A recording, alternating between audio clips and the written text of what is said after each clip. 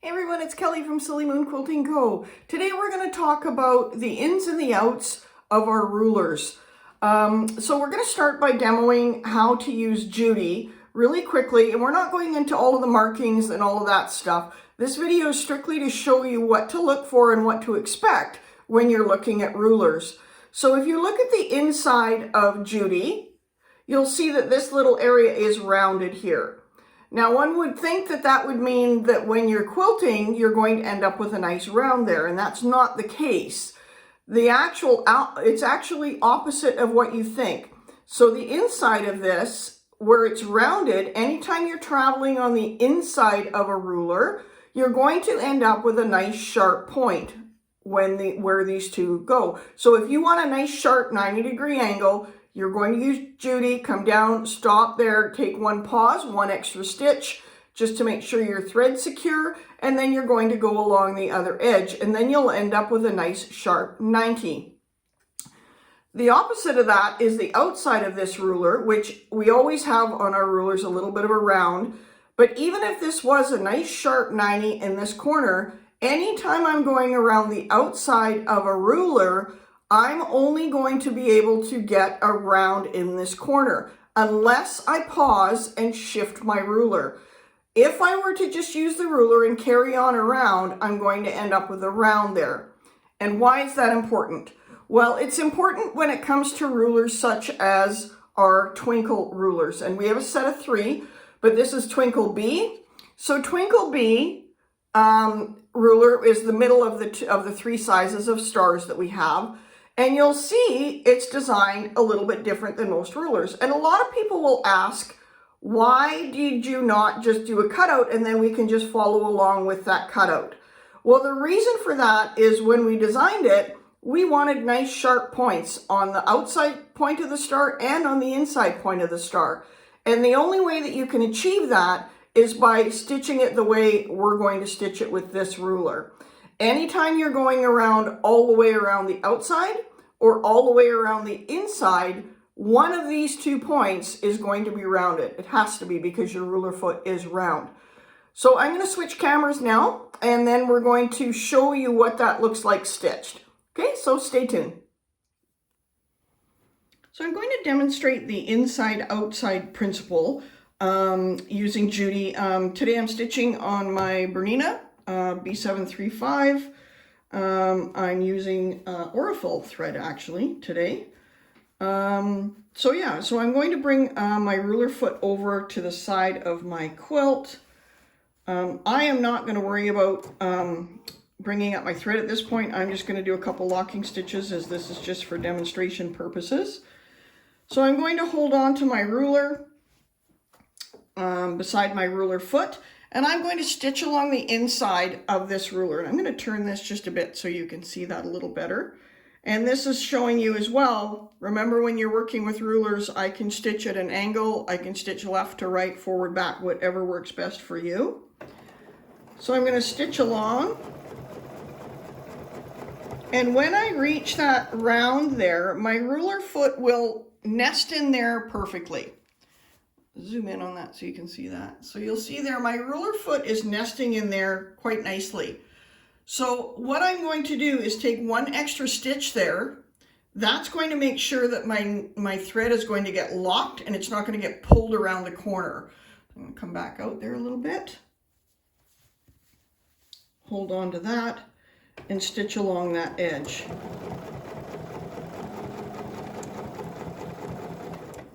Break my thread, and you can see there I've got a nice sharp corner.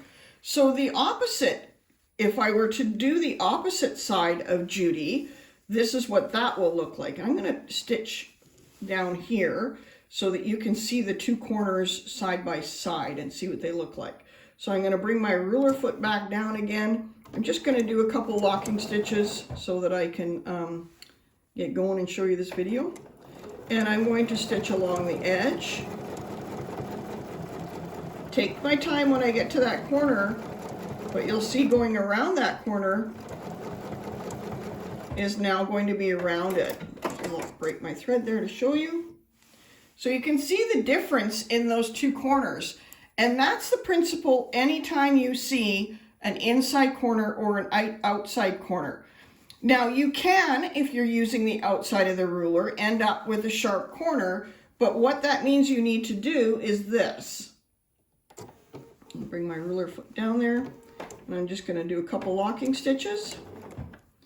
So if I were to go along like this with my straight edge, so say you didn't have a Judy and you had a edgy 6 or something that you wanted to use, you could slide your ruler along and then go up here and use one of the marking lines that are on the ruler on top of the line you just stitched to make sure that you're square. So you're not actually going around the corner, but then you can still end up with a nice sharp point. Okay? So why that matters is it really makes a difference when you're looking at rulers such as Twinkle Bee or our O Canada ruler or any of the rulers that appear to be a little bit oddly shaped. So I'm going to bring my ruler foot down again, and I'm just going to do a couple stitches here. There's a whole tutorial on Twinkle Bee, so I'm just kind of going over the basics here. The lines that are engraved on the Twinkle rulers, that's where your stitches are going to be. So if you want to line up where that star is going to be on your quilt, you can do that. So a lot of people, when they're looking at this ruler, they go, well, why didn't you just do a star all the way around and stitch all the way on the inside or all the way on the outside of the star? And the problem with that is that either this point or this point is going to be round, as I just demonstrated with our Judy ruler. So I'm going to hold on to Twinkle and I'm going to stitch. And again, when I reach that center point, I'm going to take an extra stitch to make sure I'm locked and getting nice secure stitches. So if you're new to Twinkle, this is the way Twinkle works, is I finished on this side. I'm going to rotate Twinkle so that now the other side of this opening is around my ruler foot. And then I'm going to rotate Twinkle so that this engraved line is on top of the line I just stitched. So I've just moved it around and now that is on top of the line I just stitched. And then I'm just going to keep going around. I'm going to stop there, take a pause, one extra stitch there, and then I'm going to rotate Twinkle again. And I'm showing you this also to show you that you can do this entire design without turning your quilt.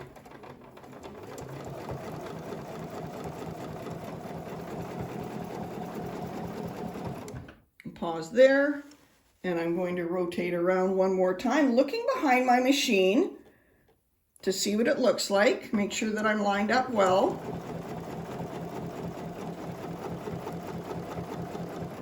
Stop there, rotate one more time. Make sure I'm all nice and lined up so that I end up nice where I need to be and finish properly. Taking my pause there again and coming back down to where I started. So you can see there, I now have a nice star with sharp points on the inside and the outside. So that again explains why, what you need to look for if you want rulers that have a nice sharp point on the inside, not on the outside. The outside is going to give us a round, the inside is going to give us a sharp point. So I hope that makes more sense, and now you can kind of understand why some of the rulers look the way they do. I hope that you have fun playing with these rulers. If you have any questions, go ahead and put them in the comments below, and we'd be happy to answer them. Take care. Have a great day.